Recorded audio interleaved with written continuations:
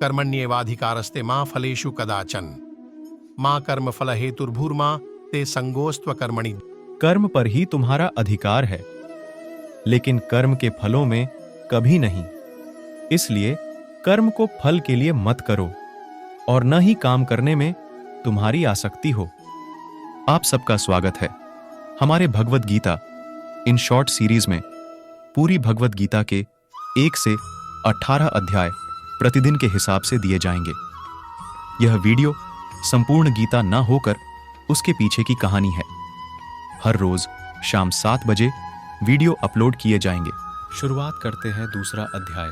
संजय ने कहा, अर्जुन को दया से अभिभूत, दुखी मन और आंसुओं से भरी आंखों को देखकर श्री कृष्ण ने ये वचन कहे।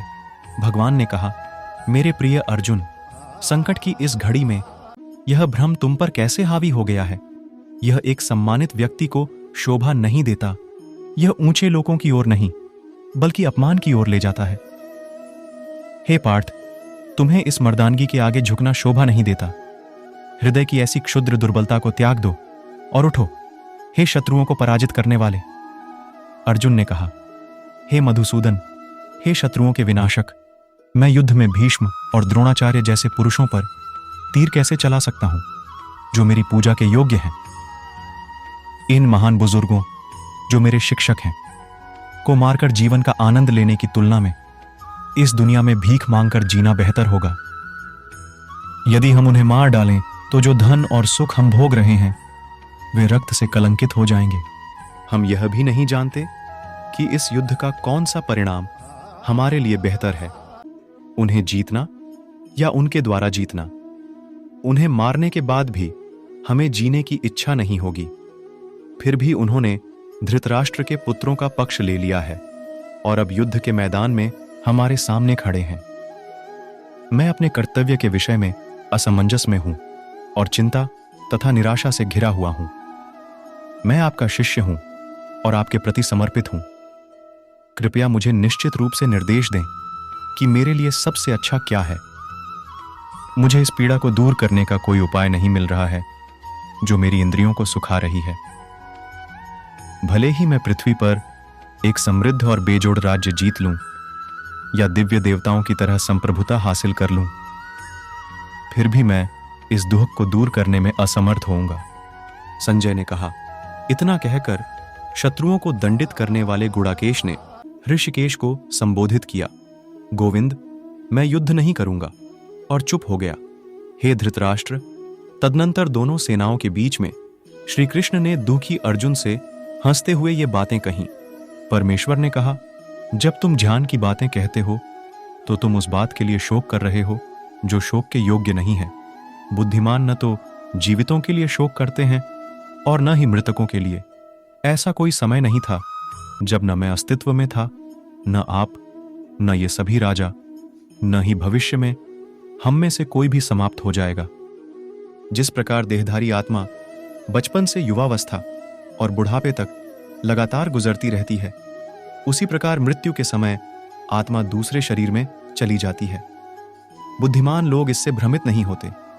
हे कुंती के पुत्र, इंद्रियों और इंद्रिय विषयों के बीच का संपर्क सुख और दुख की क्षणभंगुर धारणाओं को जन्म देता है। ये अस्थायी होते हैं और सर्दी और गर्मी के मौसम की तरह आते और जाते रहते हैं। हे भारत के वंशज, मनुष्य को बिना परेशान हुए उन्हें सहन करना सीखना चाहिए। हे अर्जुन, पुरुषों में श्रेष्ठ वह व्यक्ति जो सुख और दुख से प्रभावित नहीं होता है और दोनों में स्थिर रहता है, वह मुक्ति का पात्र होता है। क्षणभंगुर में कोई धीरज नहीं है और शाश्वत में कोई समाप्ति नहीं है। यह बात सत्यदर्शियों ने दोनों की प्रकृति का अध्ययन करने के बाद देखी और निष्कर्ष निकाली है। जो संपूर्ण शरीर में व्याप्त है उसे अविनाशी जानो। अविनाशी आत्मा का विनाश कोई नहीं कर सकता, केवल भौतिक शरीर ही नाशवान है। भीतर अवतरित आत्मा अविनाशी, अथाह और शाश्वत है। इसलिए हे भारत के वंशज, लड़ो। उनमें से कोई भी ज्ञान में नहीं है जो सोचता है कि आत्मा को मारा जा सकता है और जो सोचता है कि आत्मा को मारा जा सकता है। वास्तव में आत्मा न तो मारती है और न ही उसे मारा जा सकता है। हे पार्थ, जो आत्मा को अविनाशी, नित्य, अजन्मा और निर्विकार जानता है, वह किसी को कैसे मार सकता है या किसी को मरवा सकता है? जैसे कोई व्यक्ति अपने जीर्ण शीर्ण वस्त्र त्याग कर नए वस्त्र धारण करता है, उसी प्रकार मृत्यु के समय आत्मा अपना जीर्ण शीर्ण शरीर त्याग कर नए शरीर में प्रवेश करती है। न शस्त्र आत्मा को खंडित कर सकते हैं, न अग्नि उसे जला सकती है, न तो पानी उसे गीला कर सकता है और न ही हवा उसे सुखा सकती है। आत्मा अटूट और अजेय है, इसे न तो गीला किया जा सकता है और न ही सुखाया जा सकता है। यह सर्वत्र सर्वदा अपरिवर्तनीय, अपरिवर्तनशील और आदिम है। हालांकि हे महाबाहु अर्जुन, यदि तुम सोचते हो कि आत्मा निरंतर जन्म और मृत्यु के अधीन है, तो भी तुम्हें इस तरह शोक नहीं करना चाहिए।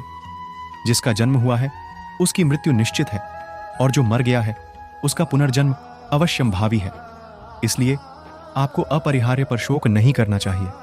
पार्थ, वे योद्धा धन्य हैं जिनके लिए धर्म की रक्षा के ऐसे अवसर बिन मांगे आते हैं, जिससे उनके लिए दिव्य निवासों की सीढ़ियां खुल जाती हैं। तथापि यदि तुम अपने सामाजिक कर्तव्य तथा प्रतिष्ठा को त्याग कर इस धर्मयुद्ध को लड़ने से इनकार करोगे, तो तुम्हें अवश्य ही पाप लगेगा। लोग तुम्हें कायर और भगोड़ा कहेंगे। एक सम्मानित व्यक्ति के लिए बदनामी मौत से भी बदतर है। अब तक मैंने आपको सांख्य योग या आत्मा की प्रकृति के संबंध में विश्लेषणात्मक ज्ञान समझाया है। अब सुनो, हे पार्थ, मैं बुद्धि योग या बुद्धि के योग को कैसे प्रकट करता हूं। जब आप ऐसी समझ से काम करेंगे तो कर्म बंधन से मुक्त हो जाएंगे। चेतना की इस अवस्था में कार्य करने से कोई हानि या प्रतिकूल परिणाम नहीं होता, और थोड़ा सा प्रयास भी बड़े खतरे से बच जाता है। हे कौरवों के वंशज, इस मार्ग पर चलने वालों की बुद्धि दृढ़ है और उनका लक्ष्य एक और है, परंतु जो लोग दृढ़ निश्चयी होते हैं उनकी बुद्धि अनेक शाखाओं वाली होती है। हे अर्जुन, वेद भौतिक प्रकृति के 3 गुणों से संबंधित हैं। 3 गुणों से ऊपर उठकर शुद्ध आध्यात्मिक चेतना की स्थिति तक पहुंचे। अपने आप को द्वंद्वों से मुक्त करके सत्य में सदैव स्थिर रहें और भौतिक लाभ और सुरक्षा की चिंता किए बिना स्वयं में स्थित रहें।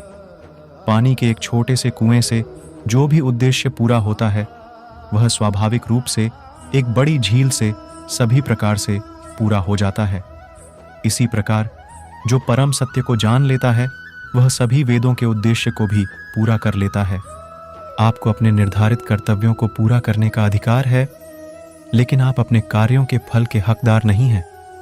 कभी भी अपने आप को अपनी गतिविधियों के परिणामों का कारण न समझें और न ही निष्क्रियता में आसक्त रहें।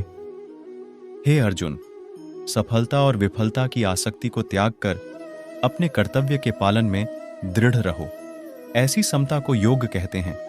हे अर्जुन, दिव्य ज्ञान और अंतर्दृष्टि की शरण लो और पुरस्कार चाहने वाले कार्यों को त्याग दो, जो निश्चित रूप से दिव्य ज्ञान में स्थापित बुद्धि से किए गए कार्यों से हीन है।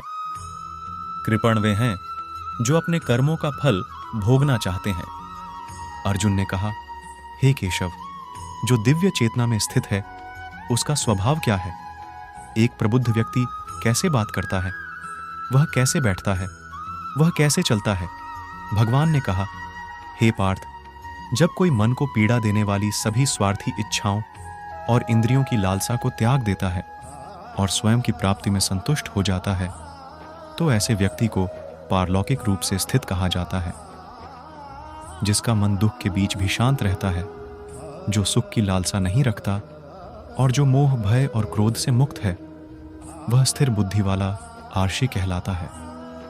हे कुंती पुत्र, इंद्रियां इतनी प्रबल और अशांत हैं कि वे आत्मनियंत्रण का अभ्यास करने वाले विवेक से संपन्न व्यक्ति के मन को भी बलपूर्वक हर ले सकती हैं। वे पूर्ण ज्ञान में स्थित हैं, जो अपनी इंद्रियों को वश में करते हैं और अपने मन को सदैव मुझ में लीन रखते हैं। इंद्रियों के विषयों का चिंतन करते करते उनमें आसक्ति उत्पन्न हो जाती है। आसक्ति से इच्छा उत्पन्न होती है और इच्छा से क्रोध उत्पन्न होता है। जैसे तेज हवा पानी में नाव को उसके निर्धारित मार्ग से भटका देती है, वैसे ही इंद्रियों में से एक भी जिस पर मन केंद्रित होता है, बुद्धि को भटका सकती है। इसलिए हे महाबाहु अर्जुन, जिसने इंद्रियों को उनके विषयों से रोक लिया है, वह दिव्य ज्ञान में दृढ़ता से स्थापित हो गया है। जिसे सभी प्राणी दिन मानते हैं, वह बुद्धिमानों के लिए अज्ञान की रात है, और जिसे सभी प्राणी रात मानते हैं, वह आत्मनिरीक्षण करने वाले आरषि के लिए दिन है। जिस प्रकार नदियों के निरंतर जल प्रवाह से समुद्र अविचल रहता है, उसी प्रकार जो आरषि अपने चारों ओर वांछित वस्तुओं के प्रवाह के बावजूद अविचल रहता है, उसे शांति मिलती है। न कि वह व्यक्ति जो इच्छाओं को पूरा करने का प्रयास करता है, वह व्यक्ति जो सभी भौतिक इच्छाओं को त्याग देता है और लालच, स्वामित्व और अहंकार की भावना से मुक्त रहता है, पूर्ण शांति प्राप्त करता है। हे पार्थ, प्रबुद्ध आत्मा की अवस्था ऐसी होती है कि उसे प्राप्त करने के बाद मनुष्य कभी भी भ्रमित नहीं होता। मृत्यु के समय भी इस चेतना में स्थापित रहने से व्यक्ति जीवन और मृत्यु के चक्र से मुक्त हो जाता है और भगवान के परम धाम तक पहुंच जाता है। यह था भगवद गीता का अध्याय 2। कल फिर मिलेंगे तीसरे अध्याय के साथ। तब तक चैनल को सब्सक्राइब करें और बोलिए जय श्री कृष्णा।